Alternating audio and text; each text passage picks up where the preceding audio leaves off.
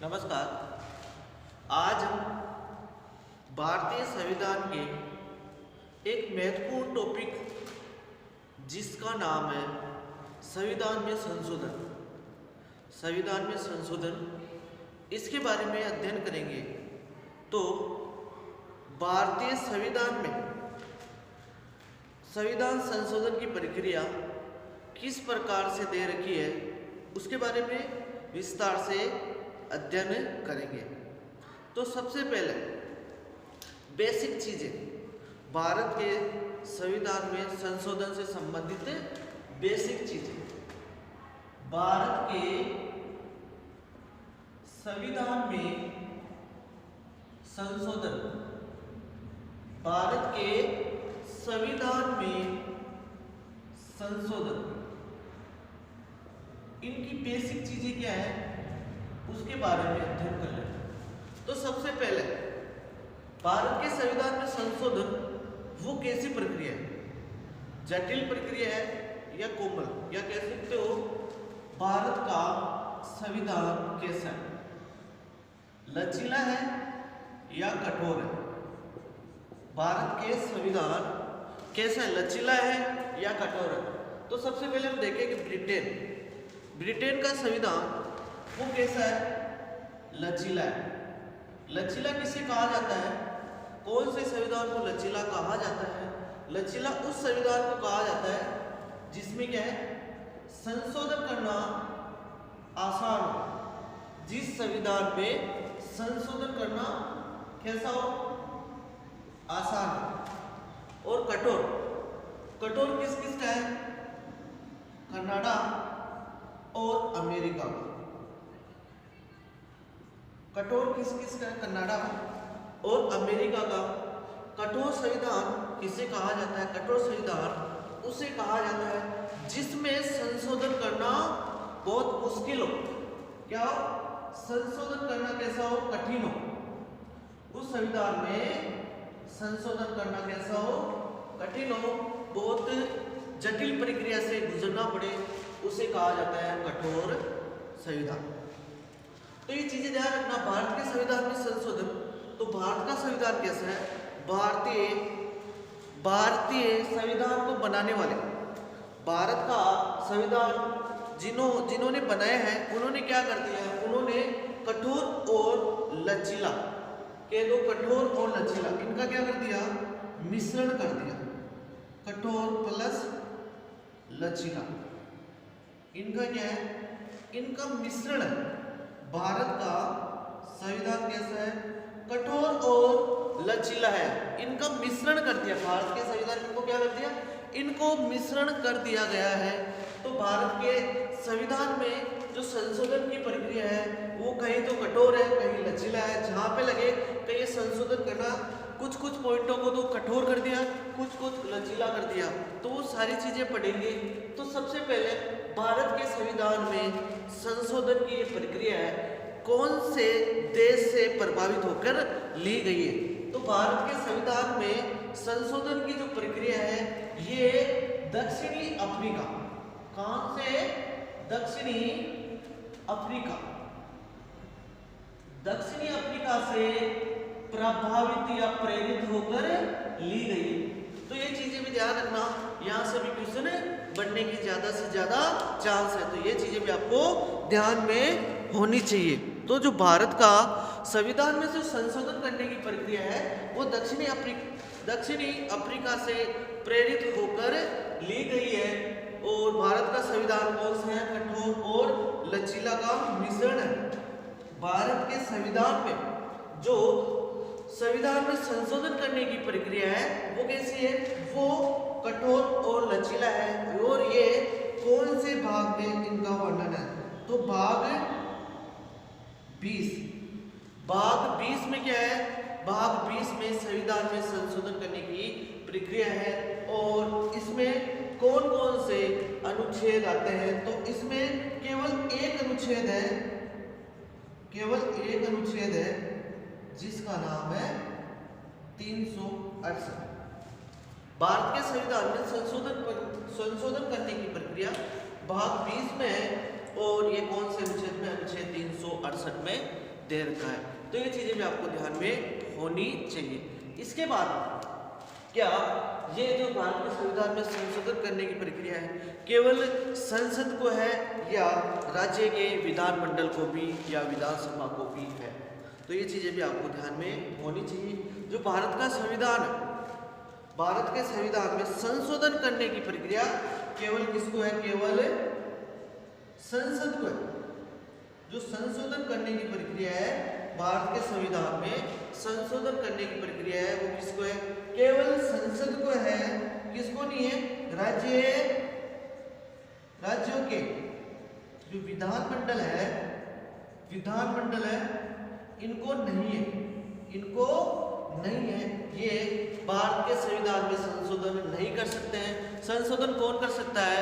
भारत के संविधान में संशोधन केवल और केवल संसद कर सकता है। तो ये तो थी बेसिक चीजें, इसके बारे में आपको जानकारी होनी चाहिए। इसके बाद भारत के संविधान में संशोधन, जो संशोधन की प्रक्रिया वो कैसी है?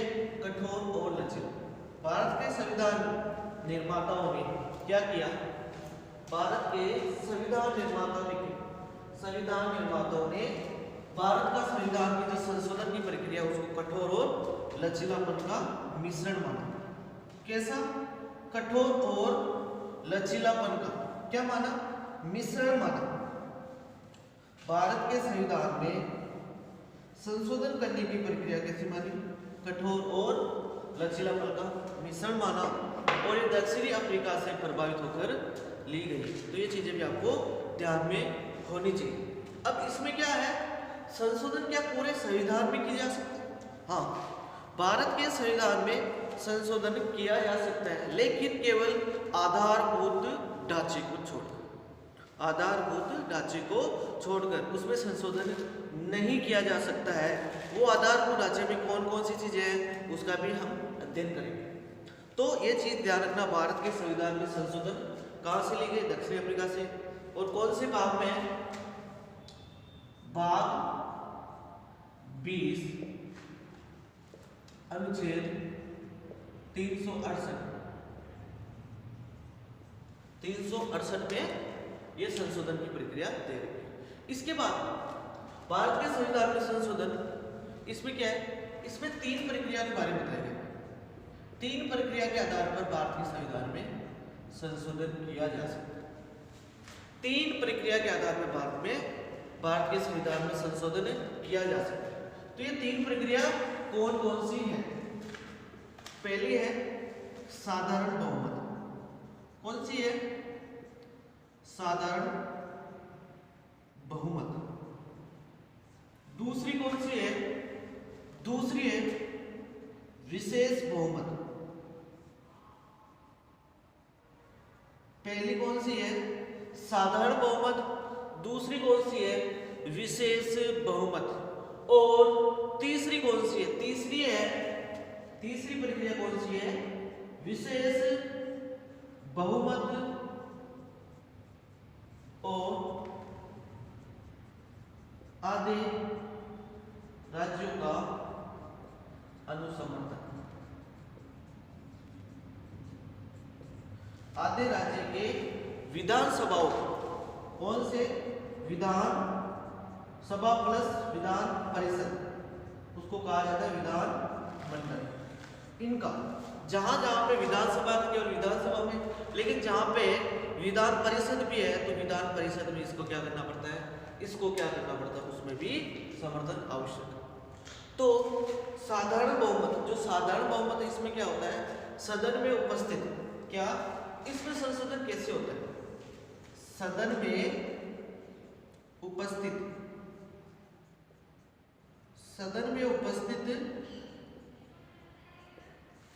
प्लस सदन में उपस्थित और जितने भी मतदान करने वाले हैं उनको क्या? आधे से अधिक सदस्यों का बहुमत।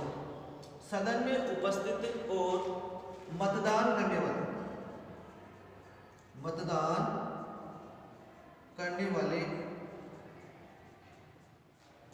सदस्यों का, मतदान करने वाले सदस्यों का आधे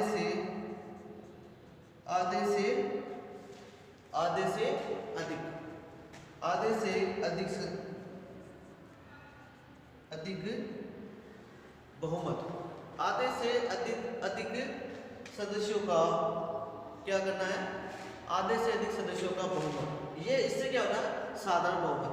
सदन में उपस्थित और मतदान करने वाले सदस्यों का आधे से अधिक सदस्यों का, मतदान करने वाले सदस्यों का आधे से अधिक सदस्यों का बहुमत, क्या, आधे से अधिक सदस्यों का, ये क्या है, बहुमत। अब आता है विशेष बहुमत। इस विशेष बहुमत में क्या प्रक्रिया, इस विशेष बहुमत में क्या प्रक्रिया, तो इसमें क्या होता है, इसमें जो सदन है उसकी कुल सदस्य संख्या का, सदन के कुल सदस्य संख्या का, कुल सदस्य संख्या का, सदन के कुल सदस्य संख्या का बहुमत, सदन के कुल सदस्य संख्या का बहुमत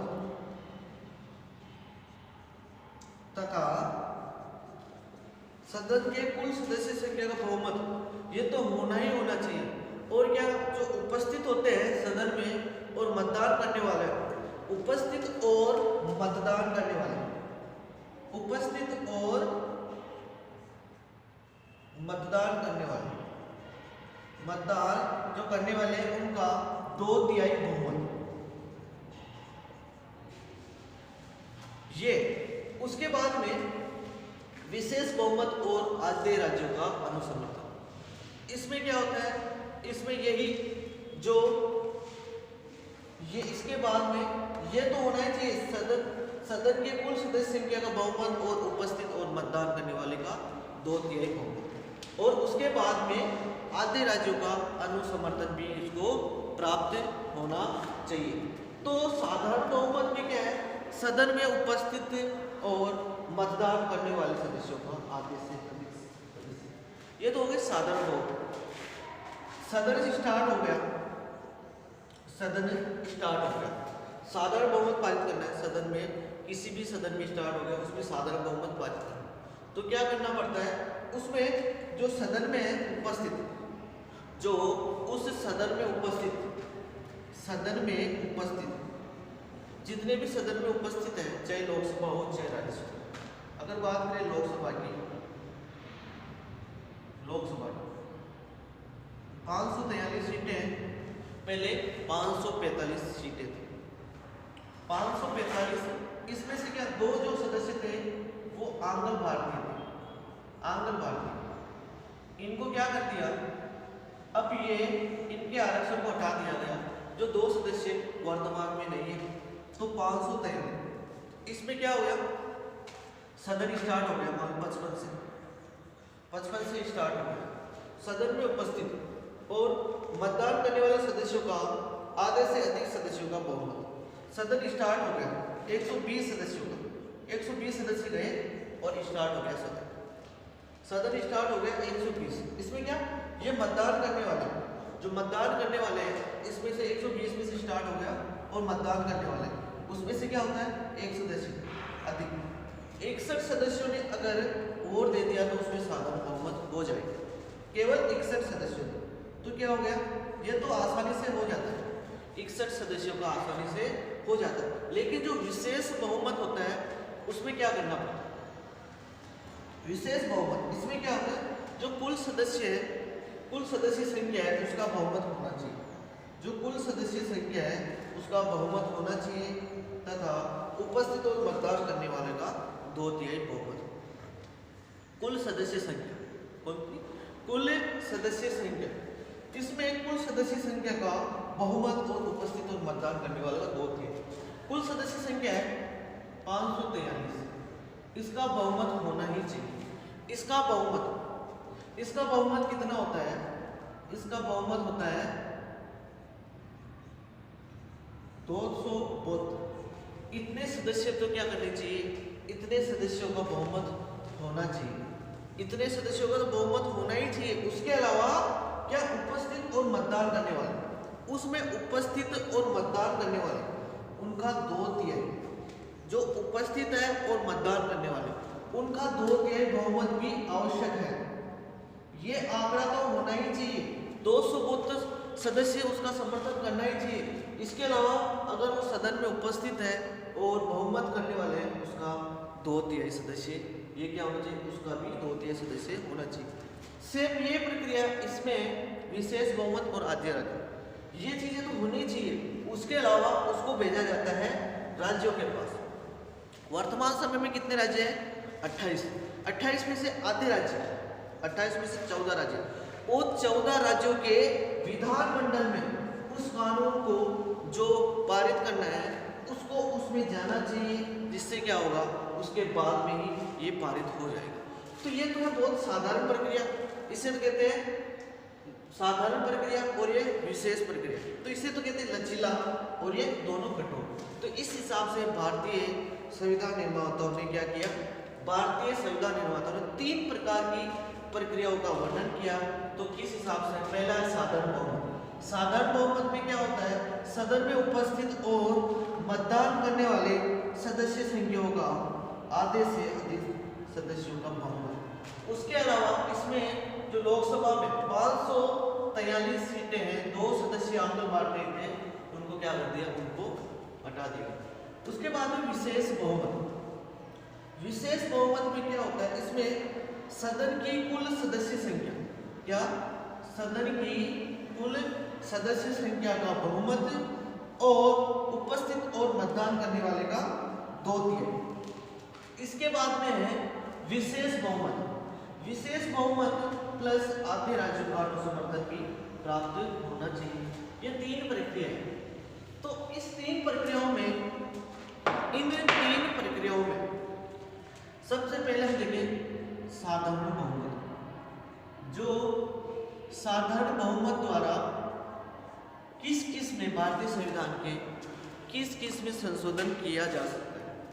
तो जो नए राज्य हैं उनका प्रवेश, क्या नए राज्य का प्रवेश या निर्माण।